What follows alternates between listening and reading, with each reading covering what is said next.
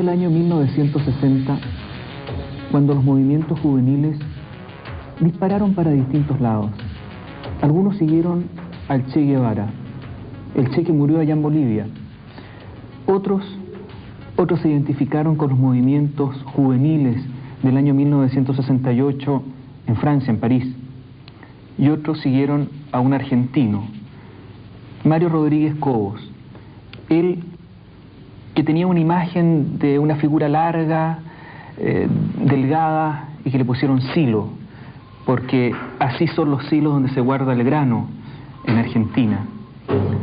Han pasado los años, han pasado casi 30 años, y Silo sigue reuniendo gente alrededor de él, sigue siendo un líder y se ha transformado casi en un mito.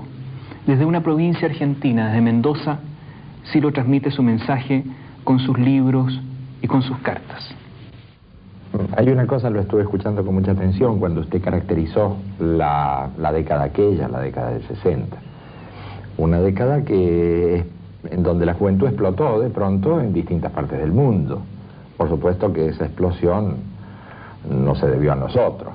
En distintas partes del mundo iba explotando este fenómeno juvenil contestatario. Por algún motivo una generación se despertó y empezó a presentar su propuesta de distintos modos, como explicó usted. Que los hippies por un lado, que el guerrillerismo, que la droga. Y empezaron fuertemente los movimientos musicales, que hoy ya son tan aceptados por todo el mundo, esa forma que tienen de expresarse. Bueno, también en ese contexto aparecieron los primeros grupos de estudio nuestros, también de gente joven, tenía la misma base generacional. Aparecieron esos grupos de estudio donde yo y otros amigos dijimos, esto se está complicando, ¿cómo será esta crisis que está viviendo el mundo? ¿Cómo será la crisis que tenemos todos nosotros? Tenemos que estudiarlo, tenemos que comprenderlo, y así se formaron los primeros grupos de lo que luego con el tiempo iba a ser el movimiento humanista.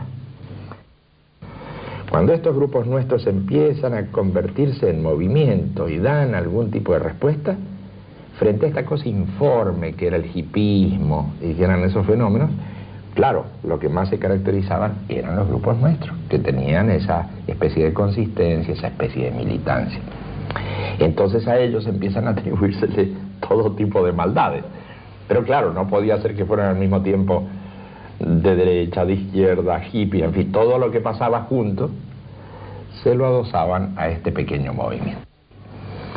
Yo diría, si se me preguntara qué tal estuvieron ustedes, que eran los jóvenes de aquella época, yo diría, por lo menos en lo que hace a nosotros. Yo no puedo responder ni por los hippies, ni por los guerrilleristas, yo puedo responder por lo que nosotros hicimos, y puedo decir, con cierta pena, que nosotros no consideramos haber cometido errores de juventud, ni renegamos de nuestro pasado. ¿No reniega de nada? Por lo pronto, en lo que hace a todo esto, nos sentimos que teníamos razón. ¿De qué se arrepiente? Tal vez de no haber podido canalizar una cantidad de fermentos sociales que en aquella época ya estaban tal vez listos como para haber tomado una dirección más positiva. Pero ¿qué quedó del hipismo? ¿Qué quedó del guerrillerismo a la usanza de entonces? ¿Qué quedó de las búsquedas místicas a Katmandú? ¿Cómo siguió desarrollándose eso? Hubo mucha gente que siguió Silo y ahora es empresaria y se olvidó. Sin duda, pero la diferencia... Y no quieren acordarse que pertenecieron al movimiento. Seguro, pero la diferencia está en que el movimiento sigue y crece y se desarrolla en el mundo. Esa es una gran diferencia. También en su origen debe haber habido grandes diferencias con los otros.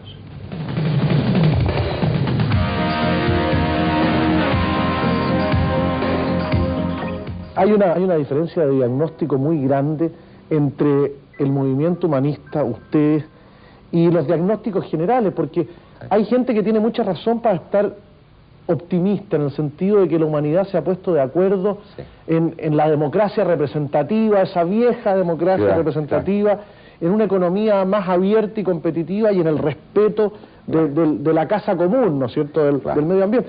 Y eso son como los pilares de la civilización del siglo XXI. Pero la pena es que no coincidimos en absoluto con ese diagnóstico. Ese es el problema. ¿Por qué? Y eso es lo que nos quita popularidad. Deberíamos decir lo otro, deberíamos echar incienso y decir qué maravilloso está todo. Entonces seríamos gente muy aceptada. Lo que nos está mostrando el mundo es una realidad muy diferente. El 80% de la población mundial está en el límite de la pobreza y hacia abajo de ese límite. Estamos viendo que las cosas no van bien en los sistemas de gobierno. La antigua democracia representativa, la división de los poderes, todo esto está hoy muy menoscabado. Se caen gobiernos completos como la democracia cristiana y otros partidos que acompañaron al pentapartito en Italia. Está tambaleando el gobierno socialista de Felipe González. Japón, que hasta hace muy poco tiempo era un modelo que nadie discutía, es un escándalo de sucesión de gobiernos que tránsito de corrupción están poniendo a todo el país en una situación muy difícil. Ni hablar de lo que sucede con esa pobre África tan castigada, donde en una semana mueren 150.000 personas. No hablemos de las hambrunas tremendas que se ven en todas partes de ese continente y también en muchos puntos de América Latina. Se ha construido una sociedad deshumanizada y que peligrosamente no ha tomado el recaudo de formar nuevas alternativas, porque si este edificio tiene problemas, ¿cuáles son las escaleras de incendio? En un momento, tú sabes, existían las alternativas de que si salía mal un tipo de sociedad, se podía uno como Tarzán colgar de la liana y pasar a otra sociedad. Claro. Fallaba el capitalismo, bueno, siempre estaba el socialismo, fallaba el socialismo y hoy hemos llegado a una situación global de un mismo sistema y este sistema, si llega a fallar, bueno, hay que preguntarse, ¿y dónde están las escaleras de incendio? ¿Cuáles son las alternativas? Este pensamiento pretende responder a ciertas preguntas, mínimamente, sobre la crisis actual. Hay quienes con quienes no nos podemos entender porque sostienen que no hay tal crisis. Entonces, claro, no hay posibilidad de discusión. Yo sostengo que sí hay crisis, que es muy profunda, que este sistema se va acercando hacia el colapso. A algunos puede divertirle esto, a nosotros no nos divierte tanto. Nos parece que es trágica la desocupación creciente, el cierre de fábricas, la descomposición colectiva de Europa y de otros modelos que existen acá.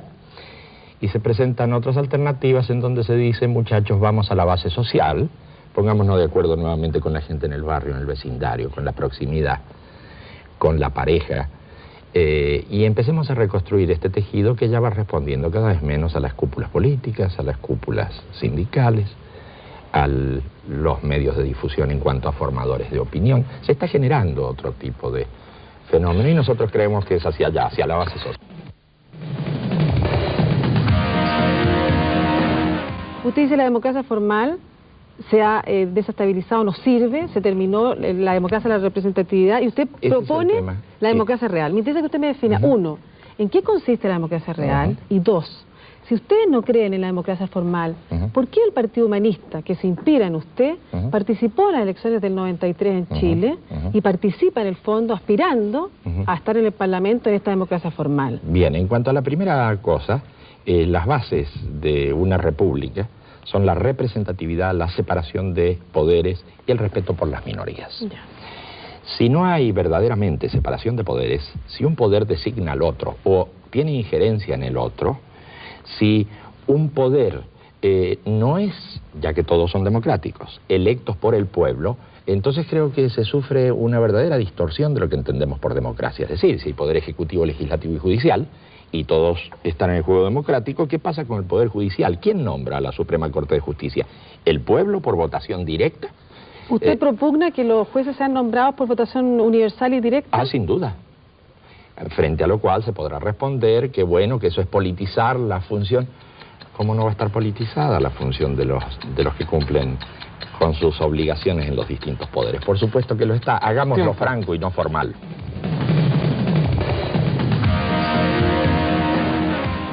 ¿Usted es partidario de la economía libre, como se conoce en el mundo occidental? No, de ninguna manera.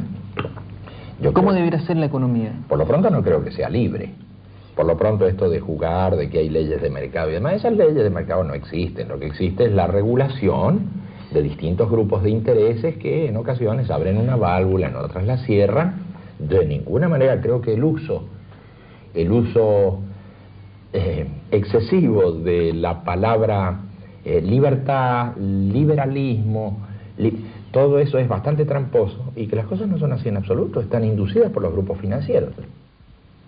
En una empresa cualquiera, la ganancia es para el capital y el salario o el sueldo es para el trabajador.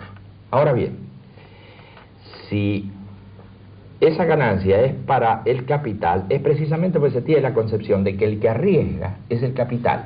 Desde nuestra concepción humanista, el riesgo es el riesgo humano del trabajador, porque el trabajador, si se le cierran las puertas de trabajo, pierde su vida, pierde la cantidad de años que ha dedicado a ese esfuerzo y además pone en peligro a su familia, a sus niños y a todos aquellos que le rodean. Entonces hay que replantear este tema de quién pone el peligro de su vida en juego. Cuando el capital domina la empresa y de pronto, en lugar de esa ganancia reinvertirla en el proceso productivo, o si hay saturación de mercado y no se pudiera ampliar esa empresa para abrir nuevas fuentes de trabajo, ese capital debería de todos modos volcarse nuevamente al circuito productivo y abrir nuevas fuentes de trabajo. El tema acá son las fuentes de trabajo y el aumento de la producción. Pero si por lo contrario, ese capital, en lugar de reinvertirse, se desplaza hacia el circuito financiero, hacia el circuito especulativo, y luego, como consecuencia de esto, hay que reducir la planta de personal, hay que aumentar la productividad de un modo esclavista, hay que hacer un montón de modificaciones de tal manera que lo que aumenta en definitiva no es la producción, lo que aumenta en definitiva es la circulación del capital financiero y la quiebra empresarial empieza a verificarse en todos lados. El que termina perjudicado es el trabajador que se queda en la calle sin fuentes de trabajo. ¿Pero los bancos acaso no prestan dinero para que se formen nuevas empresas? Sin duda, prestan dinero y entonces exigen cómo deben ser manejados esos dineros. Por ejemplo, lo prestan a nivel internacional. Se lo prestan, que son los créditos blandos que otorgan en un momento dado a una dictadura dada. Esa dictadura contrae deudas con el Fondo Monetario Internacional o con la banca internacional, no el pueblo, no el pueblo. Y entonces, claro, llega el momento en que hay que responder a esa deuda. Claro, las cosas van cambiando porque se cambia la tasa de interés. En definitiva, comienza a armarse una ampliación tal que al final nunca se puede pagar la deuda y se está mucho más endeudado que cuando se prestó por primera vez. Es decir, el pago que hay que ir efectuando se hace cada vez más astronómico, es lo que sucede en la economía de casi todos los países de América Latina.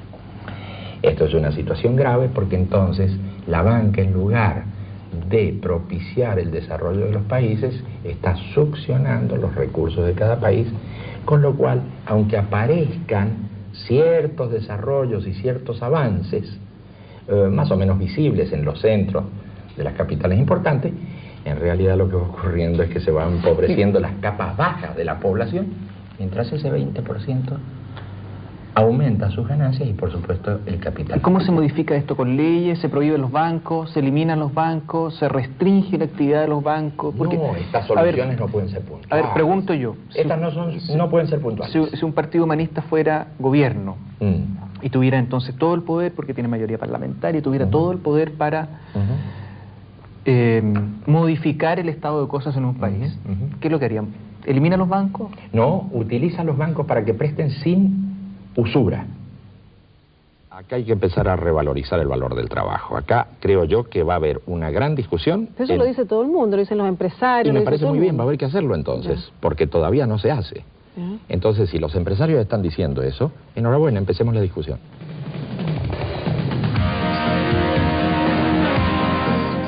En cuanto a la vida humana, nosotros tenemos diametrales puntos de vista con otras corrientes. Hay corrientes que sostienen que el ser humano nace en el mismo momento, es decir, toma existencia en el mismo momento en que se gesta. ¿En la concepción? Claro, para nosotros no es así. ¿La concepción de la Iglesia Católica? Claro, para nosotros no es así. ¿No? ¿Cuándo no, de ninguna manera, en el momento del nacimiento. En el momento en que el ser humano se manifiesta en el mundo, es decir, de acuerdo a nuestra concepción teórica, de que el ser humano es un ser abierto al mundo y a la sociedad, en ese momento se produce el nacimiento. O sea, en el mes, en los 8 meses, 28 días no hay vida. Sí que hay vida, pero no estamos hablando de vida humana. No hay un ser humano. El ser humano se va constituyendo y el ser humano es un ser histórico y no un ser con naturaleza. ¿Pero qué diferencia tiene el ser del mes de lo que nació al ser que tiene un día? Cambio de medio. y el cambiar de medio lo hace de un ser humano a un ser animado, sencillamente. No, lo hace un proyecto humano en todo caso. Es un ser animal que puede convertirse o no en ser humano. Pero el nacimiento para nosotros es la parte fundamental de cambio de medio, en donde el ser humano se abre al mundo en el momento de nacer. Pero entonces, bajo esa óptica, sería perfectamente justificable el aborto en cualquiera de las etapas del embarazo, ya que no estaríamos en presencia de un ser humano. Así es. Y si lo que estamos preservando es el valor de la vida, de acuerdo a su teoría, no hay vida. Sí que hay vida, no hay vida humana, no hay vida humana, no hay un ser humano. Por lo tanto, la madre estaría en presencia de algo tan cercano a ella como podría ser un tumor o algo por el estilo, de ninguna y manera, podría disponer de él. De ninguna manera, porque hay un proyecto. Toda madre que quiere tener un niño está pensando en un proyecto de vida. Y la que no quería, el embarazo no deseado. Y la que no quería, tendremos que ver qué es lo que dice la madre. Y tendremos que llamar a un gran debate. Y las mujeres tienen que ocupar el lugar central de ese debate en torno a estos problemas. Yo creo que estas cosas no hay que ocultarlas. Hay líderes que están a favor del aborto en determinadas circunstancias, hay otros que están a favor del divorcio, hay otros que también hablan en contra de en favor de la familia o de esta familia real, como usted la llama. Pero ¿en qué se diferencia usted de esos líderes? Le digo esto, y es cierto lo que dice, porque yo también lo he visto, lo he observado. A veces me parece que mucha gente que coincide con el punto de vista de uno no coincide en otros puntos. ¿Por qué sí en unos puntos y por qué no? Porque me parece que en general los que dan esas opiniones no tienen una concepción del ser humano y se mueven un poco pragmáticamente o un poco de acuerdo a cómo estén los tiempos, cómo esté el equilibrio que haya que hacer para decir una cosa o decir otra. Acá, en el caso personal, creo que hay una diferencia grande, hay una concepción del ser humano. Y si no se tiene una clara concepción del ser humano, uno va a dar una respuesta en un campo, pero que va a ser opuesta a la que dé en otro campo y así siguiendo. Si usted quiere, y me da un poquito de tiempo, le transmito lo que pienso sobre esto. Pienso, por ejemplo, respecto del aborto. A mí me parece muy coherente la posición de la Iglesia Católica. La Iglesia Católica piensa que en el momento en que se produce el entrecruzamiento del espermatozoide y el óvulo, bueno, la chispa divina llega a ese ser que es ya un ser humano. Si se tiene esa concepción del ser humano, ese ser ya en formación es ya no solo un ser humano, sino además un ser humano con alma, con una cantidad de atributos. Imagínense, en esa concepción, efectivamente, quien cometiera un aborto estaría pecando absolutamente y además estaría cometiendo un asesinato. Porque se está suponiendo que ahí ya existe un ser humano. Y si existe un ser humano y usted interrumpe su desarrollo, usted sencillamente está cometiendo un asesinato. Esa es la postura de la Iglesia Católica. A mí me parece que es coherente en ese planteamiento decir que quien interrumpe el proceso comete un asesinato. Bien, pero ¿qué sucede con quien no participa de ese punto de vista? Por ejemplo, en nuestro caso, tenemos una visión del ser humano que creemos que el niño cuando está en formación y no ha salido al mundo es simplemente un ser natural y además es un proyecto. Por eso la gente quiere tener hijos, aspira a que se conviertan en seres humanos, quiere tener descendencia, pero decimos nosotros, únicamente en el momento del parto, en el momento de la apertura hacia el mundo, que es lo que caracteriza la esencia del ser humano, únicamente en ese momento aparece un ser humano al mundo, en el momento del parto. Como usted ve, las diferencias son enormes en la concepción. Yo ahora tendría que justificar por qué digo que en el momento del nacimiento. Bueno, también tendrían que justificar otros por qué dicen que en el momento del... Esta es una discusión larga. Pero digo, hay que ser coherente. La concepción que nosotros tenemos del ser humano nos permite decir cosas de ese tipo. Nos permite decir que las instituciones son históricas, que esa supuesta permanente institución de la célula fundamental de la sociedad no es tan permanente y no es natural, sino que es histórica. Nos permite decir que las voluntades son las que importan, porque son las que dan la dirección a los actos humanos y que entonces en un momento nos ponemos de acuerdo y en otro si estamos en desacuerdo hay que solucionar estas cosas. es la concepción del ser humano.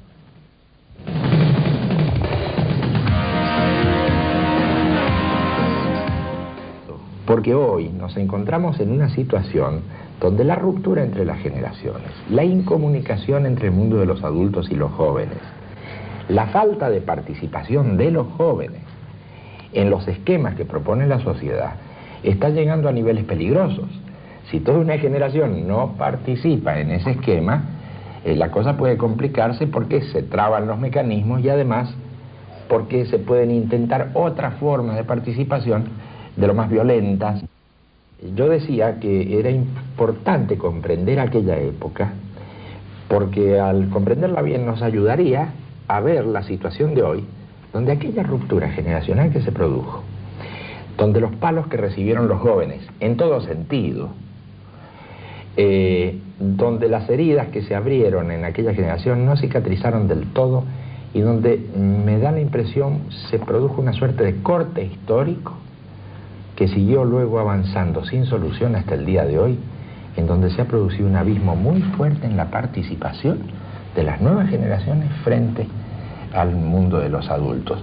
Por eso yo digo que no estuvo bien interpretado, bien realizado, bien entendido, no ayudó a entender este proceso el haber disparado una actividad histérica frente a la contestación de los jóvenes que se expresaban bien o mal, pero empezaban a expresarse en un mundo, era un mundo joven que se abría.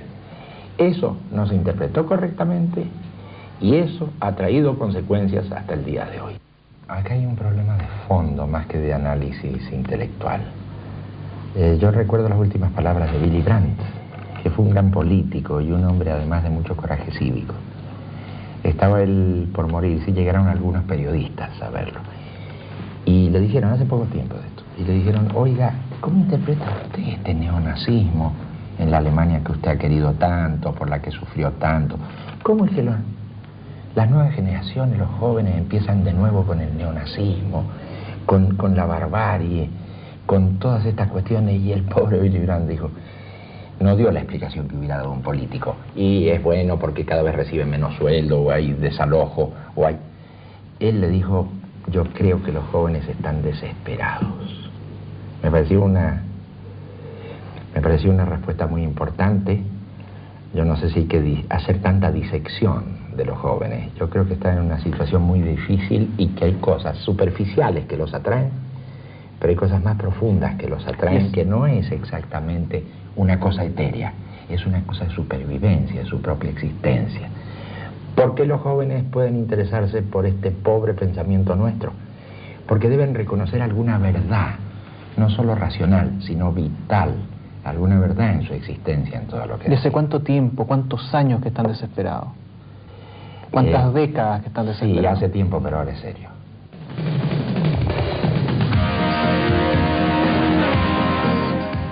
Cuando sabía que lo íbamos a entrevistar acá y llegó algún material que yo no conocía, esperé encontrar algo realmente fuerte, radical, que tuviese realmente esos elementos aterradores que se suponían. Y me he encontrado con algo bastante más convencional y hasta fome, diría yo, de lo que esperaba. Seguro. No vi ninguna cosa que pudiéramos calificar de extraordinaria en términos de hacer un llamamiento a algo insólito. Y sobre todo me quedó la sensación, señor Rodríguez, de que su pensamiento, por lo menos en lo que he visto de él, no tiene un elemento central que pudiéramos decir que lo sintetiza y que resume el llamado principal, la dirección hacia el cual va su movimiento, hacia el cual pretende que vaya la gente que lo sigue a usted. Me pareció que había una multitud de pequeñas ideas o medianas ideas, y muchas de ellas bastante convencionales, algunas ininteligibles que después las vamos a discutir. Así que lo primero que quiero preguntarle es lo que seguramente mucha gente quiere saber. ¿Cuál es la esencia, si es que la hay, de su pensamiento y en virtud del cual tanta gente lo sigue, lo congrega, lo escucha, lo lee, etcétera? Es bastante simple, no es un pensamiento alambicado, es como usted dice, bastante fome en muchos aspectos y no es muy definido, porque además no se pretende ser con este pensamiento rector de multitudes ni cosas por el estilo. Se pretende dar una alternativa suave frente a los tan graves problemas que nosotros tenemos, que tiene el mundo en general, que tenemos nosotros en Latinoamérica. En definitiva, que una de las cosas centrales que tiene este pensamiento es que, bueno, hay una visión del ser humano, que es un ser abierto al mundo, un ser en constante cambio, que es histórico, que no tiene naturaleza, lo cual trae algunas discusiones luego a la hora concreta de ver cuándo nace uno y cuándo no nace y cosas por el estilo. Es un pensamiento que es bastante historicista, en el sentido de que cree en los cambios, no cree en las instituciones fijas.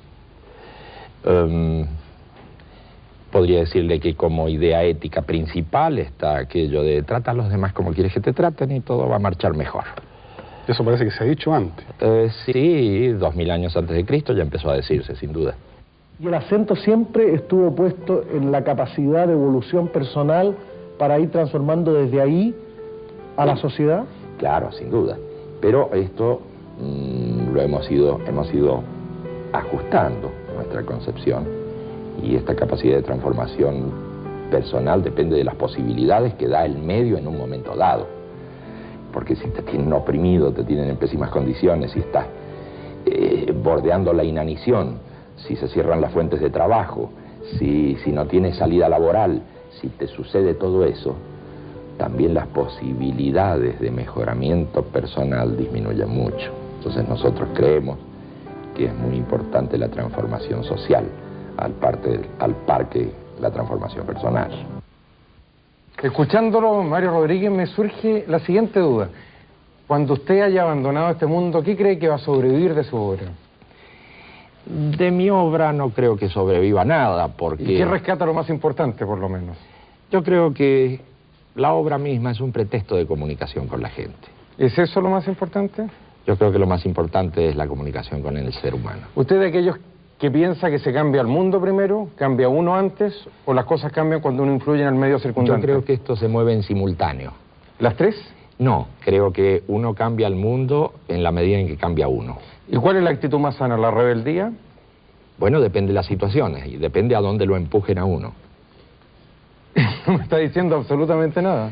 Bueno, ¿usted qué dice? Que yo debería contestarle cuál es la actitud más sana, sí, cambiar porque uno el tiene mundo, una cambiar actitud uno. frente a las cosas. ¿Cuál es su actitud? Mi actitud es, como dijo un periodista por ahí, y es verdadero, es pesimista en lo táctico, pero es optimista en lo estratégico. Quiero decir, me parece que tenemos problemas, pero vamos avanzando. Ahora, ¿es la sensibilidad una actitud correcta frente a las cosas? Es una forma de sentir el mundo a través de la sensibilidad, de la percepción, de la piel, no solo por las ideas. Las ideas, cuando Hegel estaba muy viejito, ese gran pensador, terminó diciendo, la razón es un hueso, algo descarnado, algo que no permite al final llegar a la realidad. Cosas concretas. ¿Sí? ¿Cuáles son los tres factores que identificaría usted como los principales de cambio hoy en el mundo? Bueno, uno, el alejamiento de la juventud del poder institucionalizado. ¿Esto está diciendo que el motor de la historia es la crisis generacional? Sin duda, siempre lo dije. Número dos. En segundo lugar, la concentración del capital financiero cada vez en menos manos. En tercer lugar, la desaparición de los estados nacionales por las regionalizaciones que vienen de la mano, o de la LALC, o de, en fin, de distintas, de la Comunidad Económica Europea, del Tratado de Libre Comercio, las regionalizaciones que están barriendo con los estados nacionales. Creo que es un punto de crisis, a lo mejor para bien, pero es un punto de crisis. ¿Qué sí. diría usted que es más importante, la libertad o la igualdad? La libertad, sin duda. ¿Y la moral? Porque en cuanto a la igualdad tengo mis serias dudas. Yo creo en la confluencia, en la convergencia de las diversidades. ¿Cuál es el límite de la libertad? La libertad del otro. ¿Puede existir libertad sin responsabilidad? La responsabilidad es algo que tiene que ver con el compromiso, y no que tiene que ver con leyes impuestas. Y se compromete aquel que puede elegir entre posibilidades. ¿Dónde metemos la moral? La moral, decía Lenin, es una salsa fetichista para una comida útil. Yo no lo afirmo del todo, pero creo que la moral muchas veces ha estado al servicio, la moral entre comillas. ¿Cuál moral? La moralina ha estado al servicio de cosas que nada tienen que ver con lo que entiendo como la moral de tratar a otros como quieres que te traten. Ahora, usted ya no desata pasiones, ¿eso le da alegría, pena? Me parece muy bien no desatarlas, la pena es que las desata. Fue un lapso. Sin duda. ¿Cómo compara los 60 con los 90, Mario Rodríguez? Creo que las cosas han cambiado enormemente. ¿En qué fueron magníficos los 60? En ninguna cosa. Me parece que la rebelión juvenil de los años 60, que fue tan publicitada, Fue un fiasco. ¿En qué fueron deplorables? Fueron deplorables en la desorganización del pensamiento, en la desorganización de las propuestas, y pudo ser muy bien capitalizada hacia el hipismo, hacia el guerrillerismo. ¿Y en qué fueron iguales? Y hacia todo eso que desapareció. Nosotros no hemos desaparecido. ¿Y en qué fueron iguales a cualquier otro periodo en la historia? ¿En qué fueron iguales? En la dialéctica generacional misma, en el hecho de que una generación joven se opone a una generación que está en el poder. ¿A los 56 años ya comienza a pensar en la muerte o todavía no? Siempre he pensado en la muerte. Sí, sí. Yo creo que en general hay muchas cosas que hacen que la gente eluda la mirada de la muerte para hacer cosas. Siempre tengo en cuenta el hecho de la muerte y me parece muy importante. Última pregunta, ¿qué le gustaría que figurara en su epitafio? Una buena persona, pero un mal escritor.